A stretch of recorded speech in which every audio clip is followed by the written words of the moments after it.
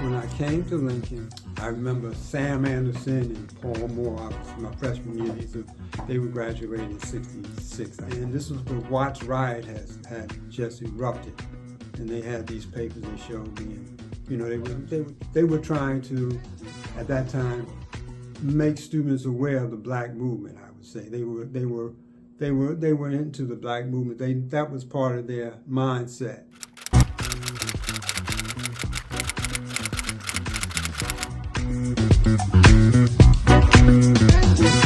And just a side note, in 1964, like I said, I was involved in Student Congress of Racial Equality. I actually attended the 1964 Democratic Convention protesting for the Mississippi Freedom. And I met Fannie Lou Hamer. James Farmer was there. And it's what's interesting, this is before Black Lives Matter, all the big protests. There was a lot of white people. We were protesting the Fannie Lou Hamer to seat the Mississippi Freedom Democratic Party. Democratic 1964, yep, I was there.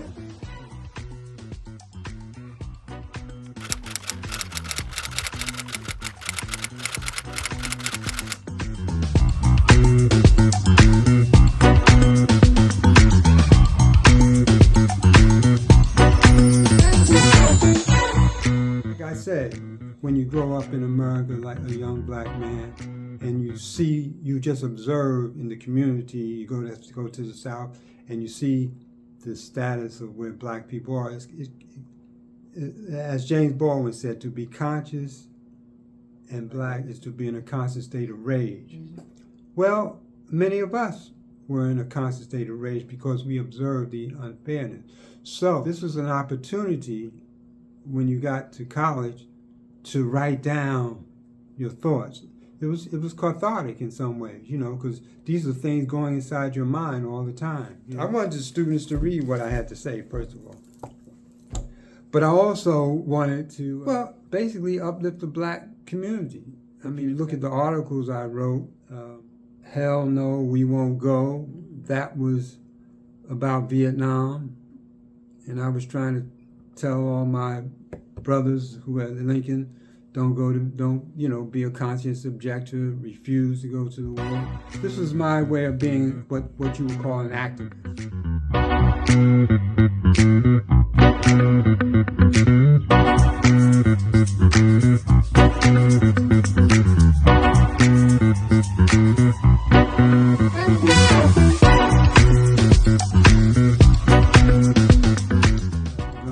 Certain things that people would talk about, but it was rhetoric, it was more rhetoric as opposed to really talking about really changing the society. In some parts of the Black movement, it was faddish. That's the part I saw. Like the Afro, the society commercialized it.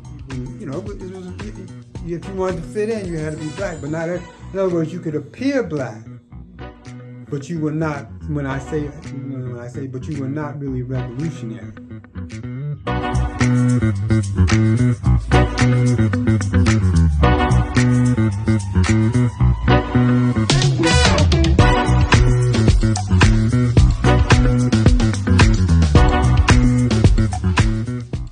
Just as a sidebar, Lincoln was that's where the book Black Power was written here.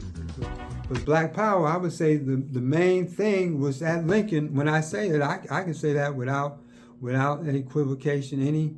The main thrust or ideas, I must be bold and say, came from Lincoln University, because Stokely Carmichael used to come on campus, so they wrote the book on this campus. And if you read his book is still relevant to this day. Black Power.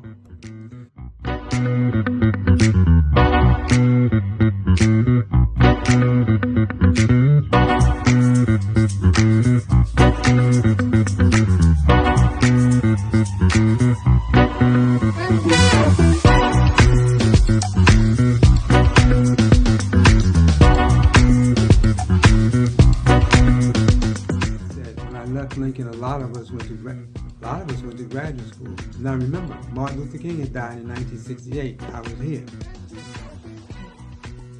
That changed the whole society. His death, not just his death, but the riots and all of that, changed the whole country.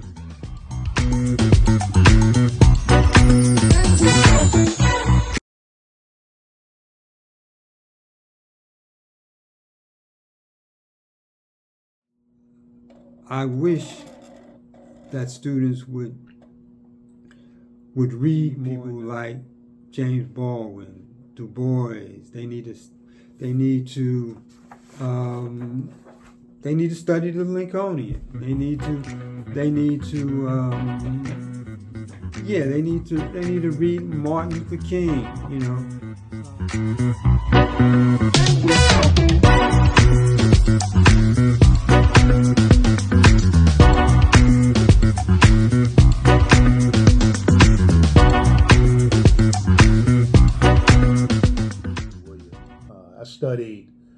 I was in an English journalism program while I was here at Lincoln. So class of '88. Back then we had a partnership with Temple University. So in the English department, I had to go to Temple for a year and take journalism courses.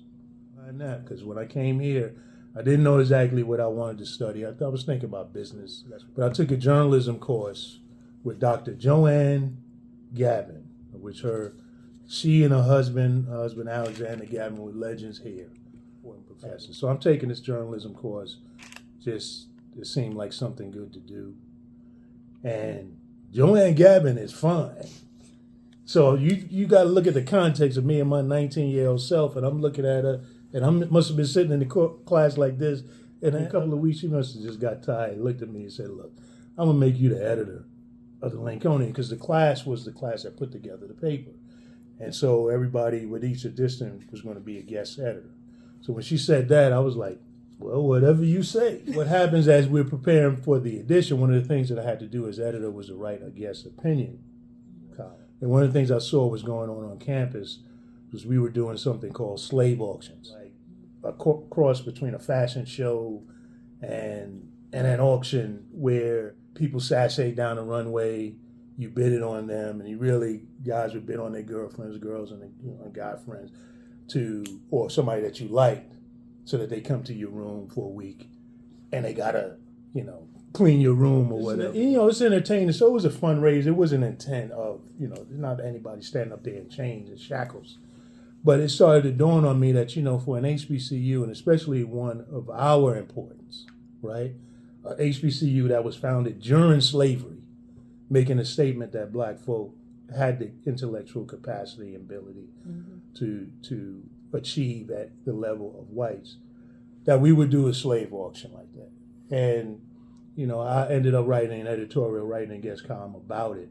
And it caused a stir on campus. Initially, people thought a professor wrote it, and then we found out one of their own wrote it. And again, I'm a first-year student, so I'm not that widely known. And eventually, they ended. So for me, somebody born up in Brooklyn, New York, and Brownsville, one of the roughest areas where you settle conflicts with violence oftentimes, it taught me that the pen is mightier than the sword, and that it was real. And I was hooked on journalism ever since after that. Yeah, that's how I got exposed to Lincolnian. Became an editor, and it led to a 20-plus year career in journalism. No basketball. Well, you develop the stories of the issue, worked with writers, assigned stories, did some editing. We had a designer that was focused on the layout, but mainly story development and editing articles and making sure the paper got out on time.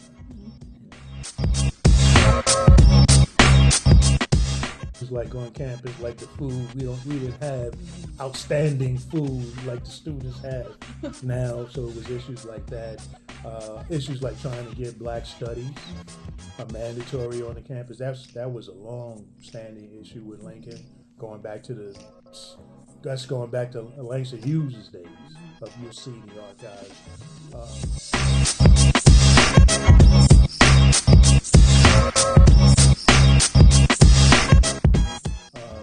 stories of the time, like apartheid, issues of what was happening in South Africa. I remember writing something about that. I had something I looked at the other day where I was comparing, South Africa to the United States and how the countries developed. And I was thinking about, man, I said, man, I forgot I wrote that. In a lot of colleges, the newspaper staff is like a separate entity from the college organization piece, or separate from the journalism department.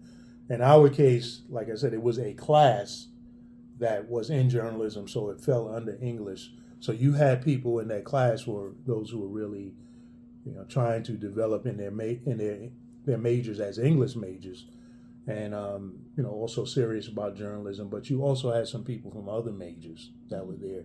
So the dynamic is, if you were understaffed, that was really something you wanted to do. And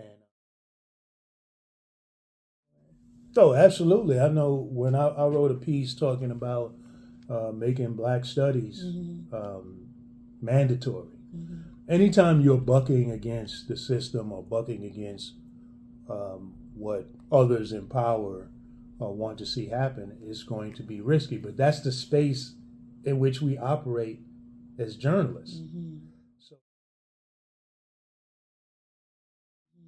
So you can't sugarcoat it. And what you have at your defense is getting your facts and the context. I can't stress more than anything the context, because like right now in this era that we're in, everybody's walking around with a phone, and you can see a disturbance going on, and you recorded it, and just because you recorded it and it actually did happen does not mean that that's the whole story. You got to have the context, what happened before, what's going on now, and what is the space in which all of this is going on.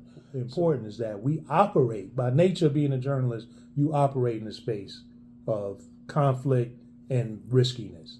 That's the whole history of Black journalism, certainly in this country. So when you sign up for that, you got to understand that's what you're signing, that's the tradition in which you're entering. So get your facts right. Be like, Ida B. Wells, writing about lynching. You know how risky that was? But our ancestor, that sister got her facts right. Don't just write from your emotion. Also, African American literary form of writing. And my dissertation became how to apply that form to health communications to African Americans. So that moment, and when I wrote that, I didn't know I was writing in that form. I learned later I was exposed in writing in that form because the class was teaching us about Freedom's Journal, the first Black newspaper. And that was a Jeremiah form in which they were writing. So when I wrote my I sort of duplicated that rhythm and that flow. Until this day, I still write that way.